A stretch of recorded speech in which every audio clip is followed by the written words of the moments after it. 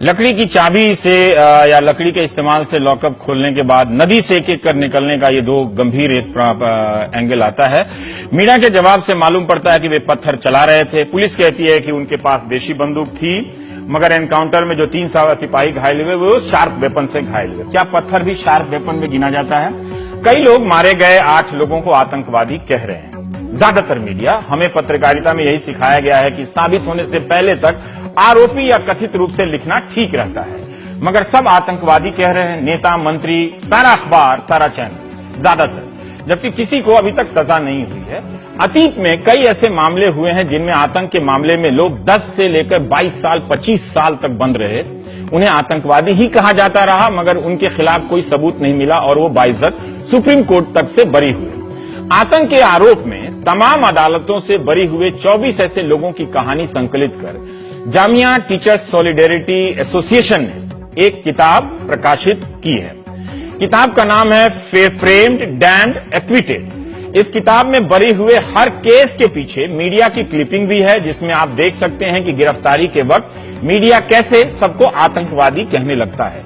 Media ही नहीं, उनके रिश्तेदार, दोस्त, सब आतंकवादी कहने लगते हैं और दूरी बना लेते हैं।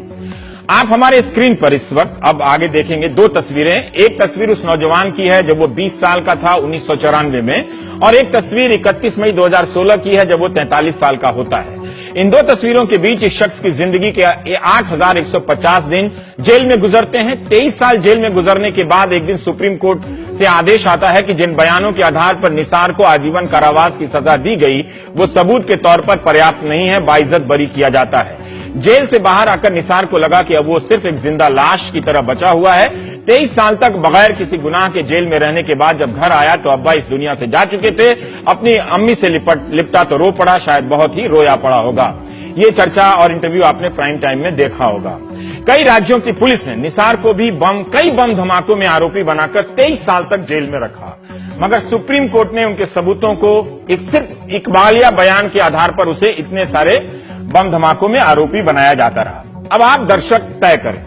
यह पूछा जा रहा है कि भोपाल के भागे सिमी कार्यकर्ताओं को कुछ लोग या कुछ पत्रकार या सेकुलर आतंकवादी क्यों नहीं कह रहे हैं। इस सवाल का जवाब दिया जाना चाहिए और पूछने वाले को बिल्कुल ये सही सवाल पूछने वाले पूछ रहे हैं, क्योंकि ये सवाल को लेकर सोशल मीडिया में बहुत भद्दी गालियां दी जा रही हैं। मैं छोटा सा प्रयास करता हूं। सोशल मीडिया पर भद्दी गालियों के साथ सवाल पूछने वाले कह रहे हैं कि क्या इन्हें आतंकवादी इसलिए नहीं कहा जा रहा क्योंकि ये मुसलमान हैं। अव्वल तो ज्यादातर चैनल और अखबार आतंकवादी ही लिख रहे हैं, इसलिए ये शिकायत अब वाजिब नहीं है। शिकायत ये होनी चाहिए कि क्यों आतंकवादी लिख रहे हैं, पर खैर ये दूसरी बात है।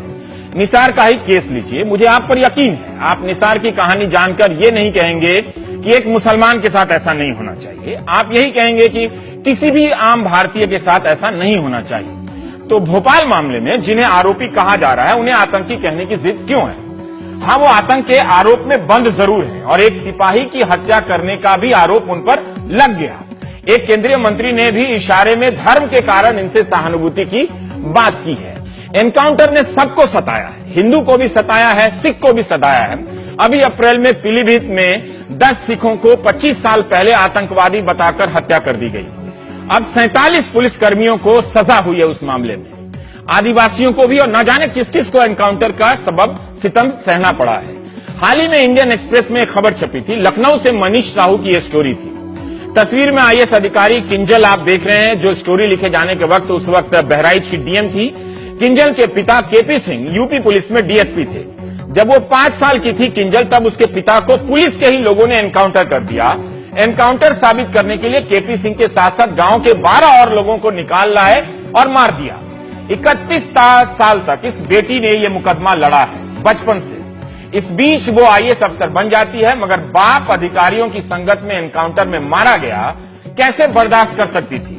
31 साल बाद कहानी यह निकली कि केपी सिंह खुद 2 अपराधियों को पकड़ने गए थे, लेकिन पीछे खड़े सब इंस्पेक्टर आरबी सरोज ने उनकी छाती में गोली उतार दी। इंस्पेक्टर सरोज को आजीवन कैद की सजा हुई। 12 पुलिस कैदियों को, अधिकारियों को सजा हुई। इनमें हिंदू भी थे और मुसलमान भी थे। इसलिए पुलिस के एनकाउंटर पर सवाल उठते रहना चाहिए। इसका हिंदू या मुसलमान से कोई लेना देना नहीं है। नहीं तो पीलीभीत के उन सिख 10 सिखों से को आप क्या कहेंगे जिन्हें आतंकवादी बताकर 47 पुलिसकर्मियों ने मार दिया। इसका मतलब यह नहीं कि भोपाल जेल से भागने वाले अपराधी निर्दोष हैं। जब तक आरोप साबित नहीं होता तब तक वे निर्दोष भी नहीं हैं। लेकिन एनकाउंटर पर सवाल क्यों नहीं किया जा सकता है? जेल से कैसे भागे क्यों नहीं सवाल हो सकता है? रमाशंकर यादव की हत्या कैसे हुई यह सवाल क्यों नहीं हो सकता है? हमने यह भी देखा कि मालेगांव बम धमाके की आरोपी साध्वी प्रज्ञा सिंह ठाकुर के बारे में मीडिया ने कैसे लिखा। अव्वल तो हम आरोपी लिखता है या आतंकवादी लिखता है, हम सारे अखबारों को स्कैन नहीं कर पाए, वक्त नहीं था। लेकिन इंडियन एक्सप्रेस की हेडिंग आपको दिखाते हैं, इसमें सीधे पूरा नाम लिखा है।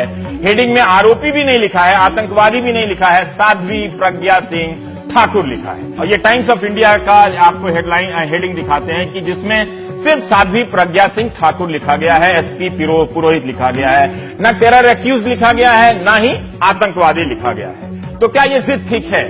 बेहतर है, अगर आपको यह सवाल ठीक लगता है कि इन्हें आतंकवादी ही कहा जाना चाहिए, तो आप, सरकार और अदालत ये तीनों मिलकर तय कर लें कि अब से पुलिस जिसे भी पकड़ लेगी वो चोर, डाकू, हत्यारा, बलात्कारी, आतंकवादी अंत तक कहलाएगा।